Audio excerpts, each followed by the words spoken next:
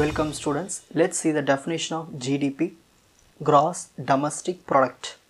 It is a measure used to gauge the economic performance and size of a country. Economy over a specific period, usually annually or quarterly. ஒரு வருஷத்துக்கோ இல்லை quarterly ஓகேங்களா, இல்லை 1/4 ஓகேங்களா quarter, அதாவது 4 மாதத்துக்கோ இல்லைனா ஒரு வருஷத்துக்கோ நம்ம என்ன பண்ணணும்னா இந்த ஜிடிபியை மெஷர் பண்ணுவோம். அந்த ஜிடிபியில் நம்ம என்ன மெஷர் பண்ணோம்னா ஒரு நாட்டினுடைய எக்கனாமிக் பர்ஃபார்மன்ஸ் எப்படி இருக்குது, அதனுடைய சைஸ் எவ்வளவு இருக்குதுன்னு நம்ம கண்டுபிடிக்கிறது தான் வந்து ஜிடிபி.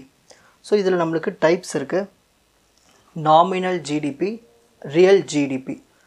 நாமினல் ஜிடிபி என்ன மெஷர் பண்ணோம், measures the economic output using current prices without adjusting for inflation.